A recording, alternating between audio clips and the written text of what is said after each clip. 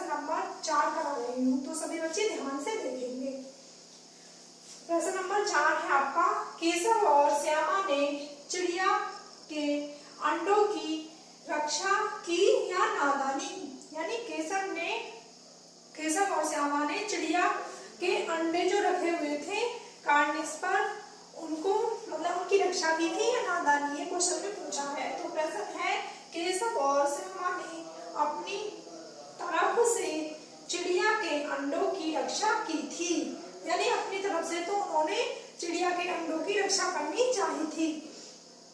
उन दोनों ने तो चिड़िया और अंडों को धूप से बचाने तथा खाने पीने का भी प्रबंध किया था, पर इन्हें ये नहीं पता था कि उनके ऐसा करने से अंडे गंदे हो जाएंगे।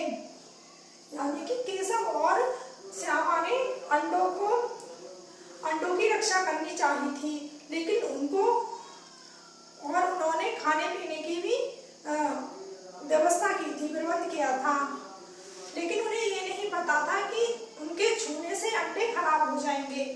उन्होंने जब अंडे छुआ तो वो अंडे खराब हो गए और चिड़िया ने उनको फेंक दिया। तो इस प्रश्न में यही बताया गया है। अब प्रश्न आगे है, कहानी से आगे।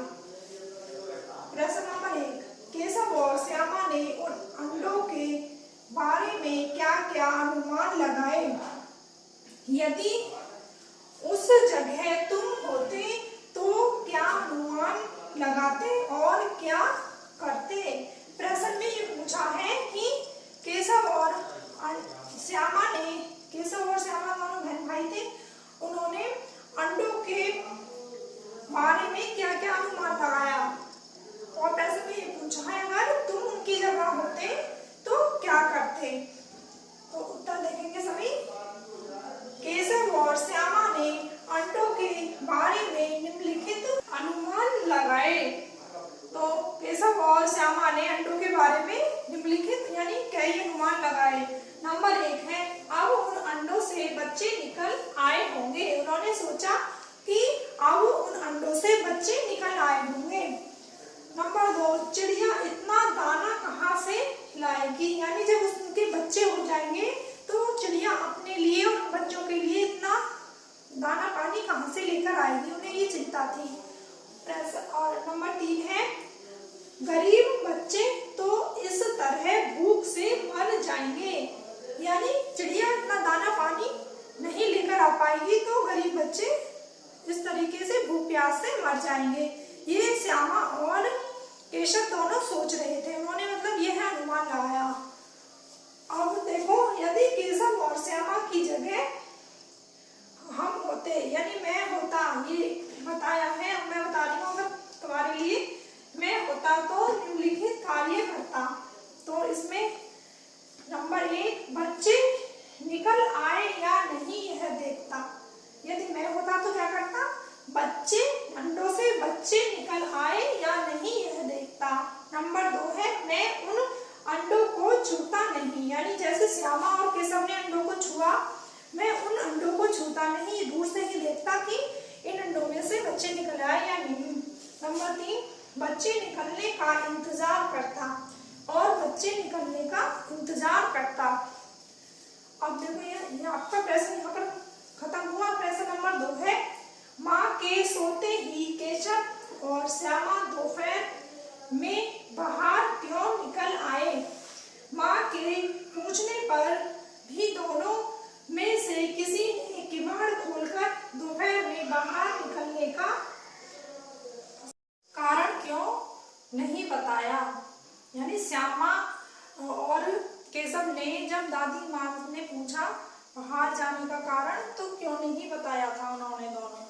इसका उत्तर देखेंगे, उन्होंने माँ के पूछने पर बाहर निकलने का कारण इसलिए नहीं बताया क्योंकि केशव और श्यामा एक दूसरे की पिटाई नहीं चाहते थे और वैसे भी दोनों इस कसूर में बराबर के हिस्सेदार थे। क्योंकि उन्होंने दादी जी को इसलिए नहीं बताया था बाहर जाने का कारण क्योंकि वो दोनों ही इस कसूर में बराबर के हिस्सेदार थे और वे एक दूसरे की चाहते थे। प्रश्न नंबर 3 है आपका। प्रश्न नंबर 3 देखेंगे सभी। प्रेमचंद ने इस कहानी का नाम नादान दोस्त रखा, तुम इसे क्या शीर्षक देना चाहोगे? यानी इस कहानी के जो लेखक है प्रेमचंद हैं। प्रेमचंद जी ने इस कहानी का शीर्षक रखा है नादान दोस्त। यदि आपको ये कहानी आपने पढ़ी है, आपसे कहा जाए कि इस कहानी का दूसरा शीर्षक क्या रखना चाहोगे, तो आप सब क्या रखेंगे? तो आप देखो क्या रख सकते हैं। एक रख सकते हैं नादान दोस्त, और दूसरा रख सकते हैं अंडों की सुरक्षा करना, अंडों की सुरक्षा। तो इसमें मैं बता रही हूँ, देखो इसका अन्य शीर्षक बच्चों की नादानी रख सकते हैं या अंडों की हिफाजत या सुरक्षा। तो अंडों की हिफाजत भी हो सकता है। तो प्रश्न नंबर 4 है आपका। नीचे प्रेमचंद की कहानी सत्याग्रह का एक अंश दिया गया है, तुम इसे पढ़ोगे तो पाओगे कि विराम चिन्हों के बिना यह अंश अधूरा सा है। तुम आवश्यकता के अनुसार उचित जगहों पर विराम चिन्ह लगाओ। यानी एक आपको पैराग्राफ दिया हुआ है सत्याग्रह कहानी का प्रेमचंद की, तो उसमें मतलब कहीं भी विराम चिन्ह नहीं लग रहे, जैसे पूर्णविराम रहते हैं, क्वेश्चन मार्क चिन्ह के निशान रहते हैं या कॉमा लगा रहता है, वो कहीं भी चिन्ह नहीं लग रहे, बस पैराग्राफ दिया हुआ है आपको, तो आपको उसमें विराम चिन्ह लगाने हैं। देखो ये दिया हुआ है।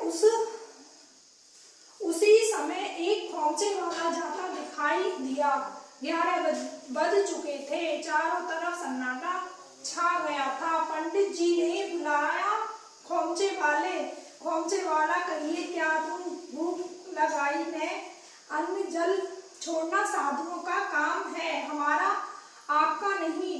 मोटे राम हमें क्या कहता है, यहाँ क्या साधु से कम है, चाहे तो महीने पड़े रहें और भूख न लगे, तुझे तो केवल इसलिए बुलाया है कि जरा अपनी कुप्पी मुझे दे, देखूं तो वहाँ क्या रेंग रहा है, मुझे वह होता है। यानी कि हम यूं ही पढ़ेंगे बिना विराम चिन्ह के, थोड़ा अजीब सा लगता है ये। अब देखो मैं विराम चिन्ह लगाती हूँ इसी में, तो इसी को उत्तर मान लिया जाएगा। अब ये देखो उसी समय एक खोमचे वाला जाता दिखाई दिया, तो यहाँ पे आएगा आपका पूर्ण विराम। 11 बज चुके थे, चारों तरफ सन्नाटा छा गया था, यहाँ पे विराम पूर्ण विराम। पंडित जी ने बुलाया खोमचे वाले, तो इसमें ये आएगा खोमचे वाले, अब ये भी कोमा लगेगा यहाँ पे। अब खोमचा वाला कहिए, खोमचा वाला कहता है कहिए क्या दूं, यहाँ पे आएगा आपका प्रश्न मार्क। उसने पूछा है खोमचे वाले ने क्या दूं, भूख लगाई ना, यानी भूख लगाई, यहाँ पे पूर्ण विराम। अन्न जल छोड़ना साधुओं का काम है, हमारा काम नहीं। अब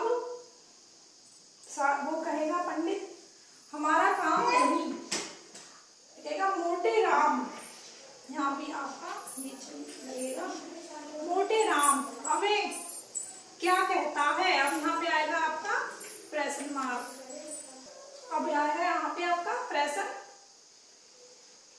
मार्क।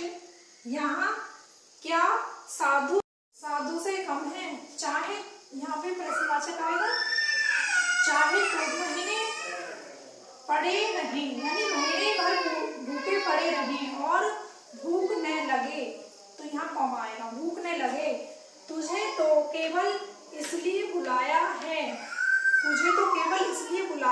कि जरा अपनी कुप्पी मुझे दे, तो यहाँ पे पूर्ण विराम आएगा।